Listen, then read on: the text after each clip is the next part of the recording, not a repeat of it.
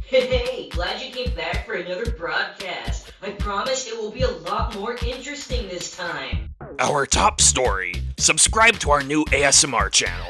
G'day mates and welcome to Channel 5 ASMR. This is a pretzel.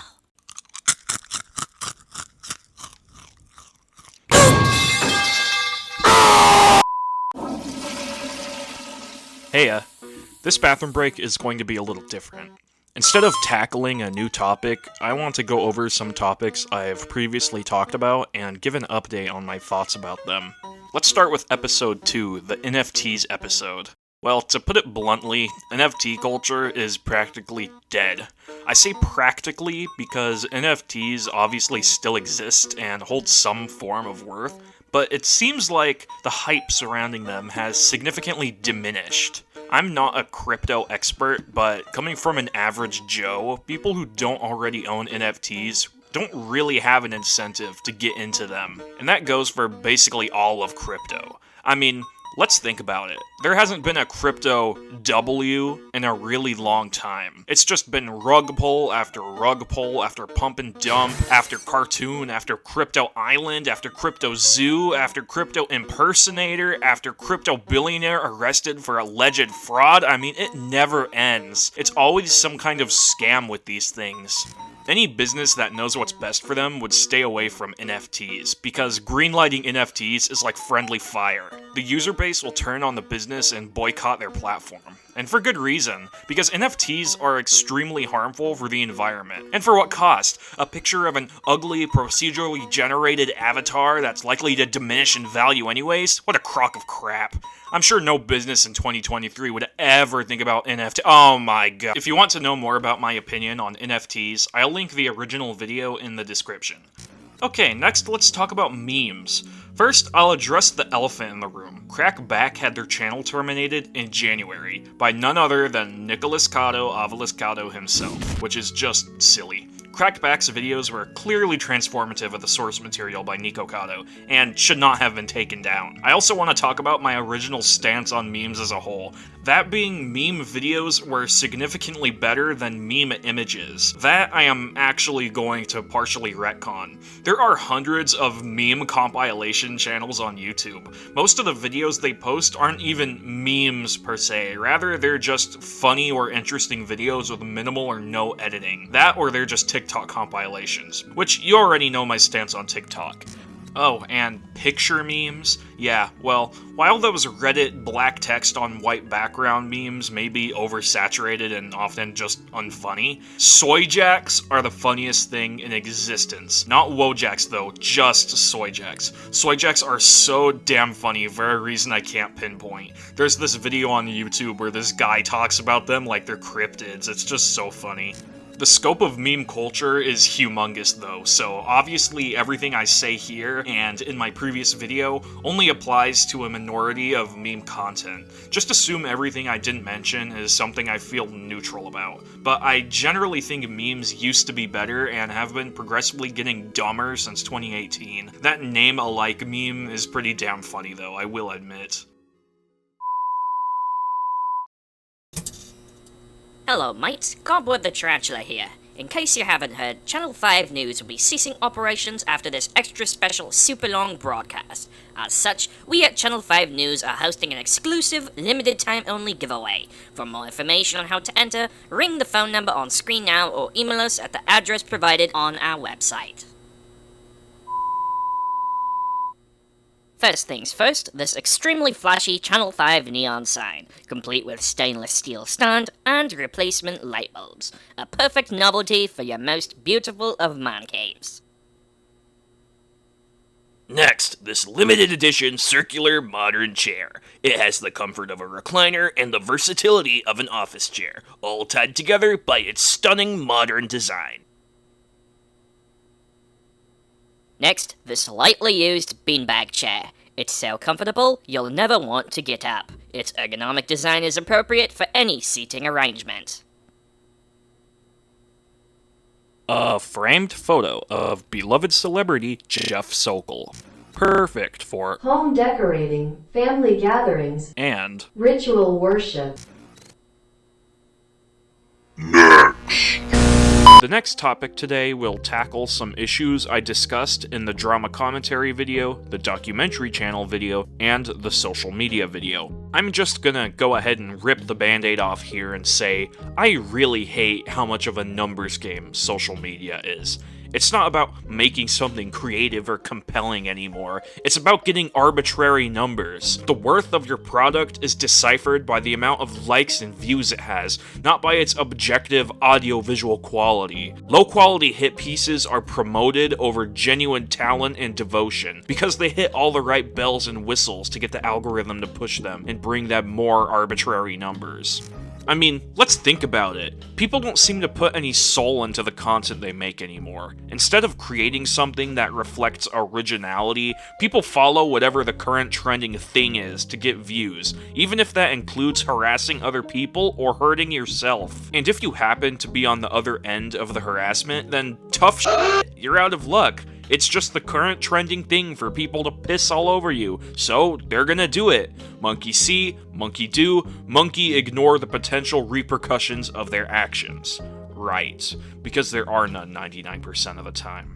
That's another hidden carcinogen of social media. Negativity and extremism is promoted and rewarded. When we create or consume content that's so frequently grounded in negativity, it can warp us into spiteful and nihilistic people. As much as the drama commentary community is despised on YouTube, it's successful because it preys off of this negativity equals attention principle that the internet drills into our brains, and that affects both the creator and the consumer. Consumers watch because the negativity draws their attention, creators profit from the attention. It's not about integrity, it's about numbers. Similarly, I've got a small problem with YouTube rise and fall documentaries. As well edited and informative as they can be, they contribute to the narrative of the numbers game. Yes, losing numbers is objectively a fall, and some people do genuinely deserve their downfall because of their wrongdoing, but it's still an unhealthy practice to put these arbitrary numbers on a pedestal and allocate so much to them. The only reason these numbers mean anything in the first place is because we collectively assign worth to them, and all this is doing is reinforcing that narrative to the millions of people who are watching and consuming this content. Losing numbers makes you bad.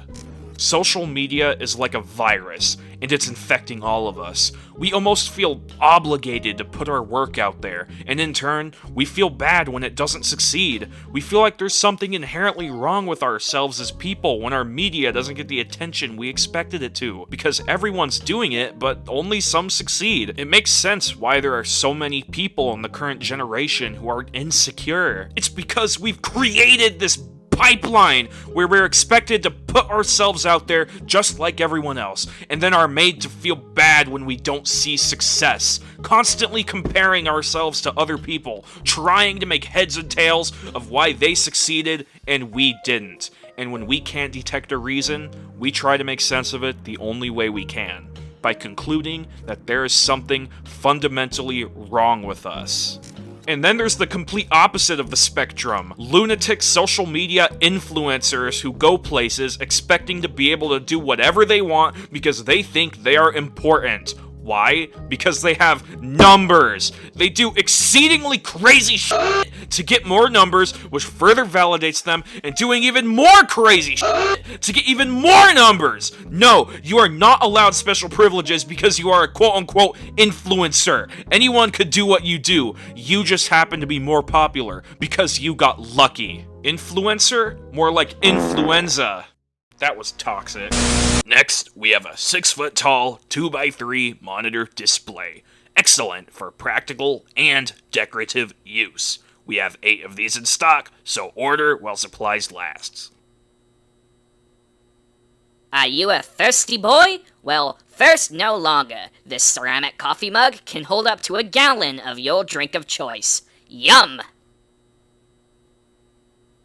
This tasty treat is very, very neat. It's so sweet, you will want to eat it.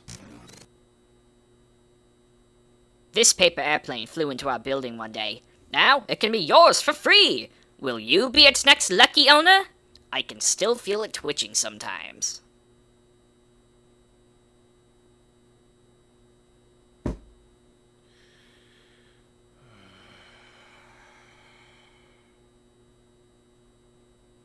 Okay, next, something more lighthearted. Let's talk about the film critics video. I think it's pretty obvious, but this video is partially satire. I think it's clear by my attitude that I knew this video was silly.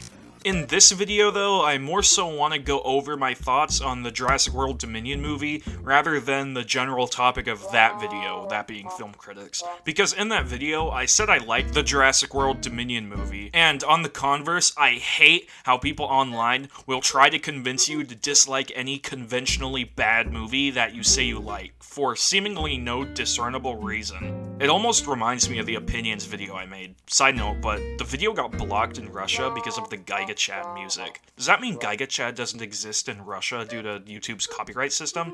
I digress. I thought the movie was fine. It's not like I went in to see this movie for the boring human plot lines, even though the humans in Jurassic World are interesting for all the wrong reasons. I went because I wanted to see dinosaurs in the city. I wanted to see dinosaurs smashing buildings and fighting each other. However, just like Fallen Kingdom, the movie was falsely advertised to an extent.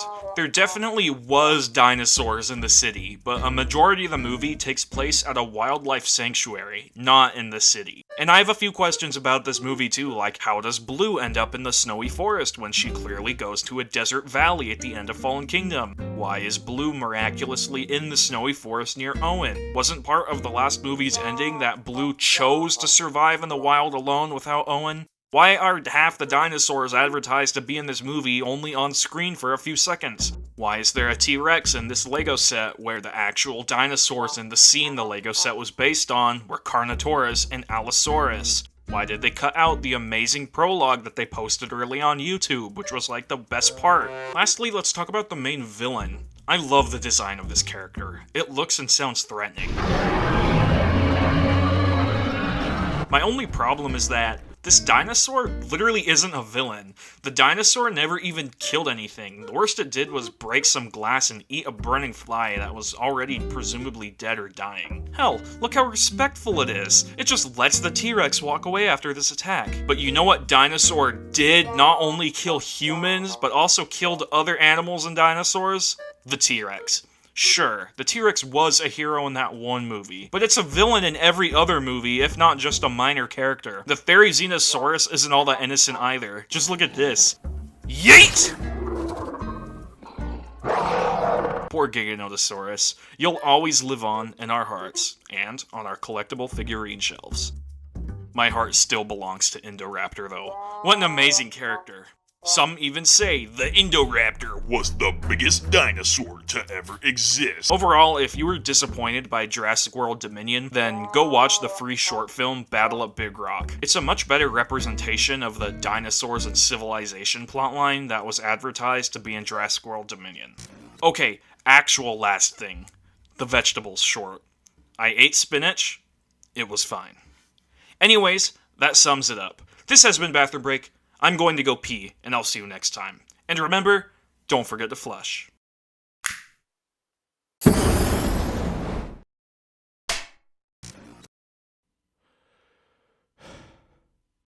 You know, there's a lot on my mind right now. It's difficult to be broken. Well, folks, that was it. We at Channel 5 News would like to thank you for your hospitality. Giveaway winners will be notified via email. But until then, this has been Channel 5 News, signing off.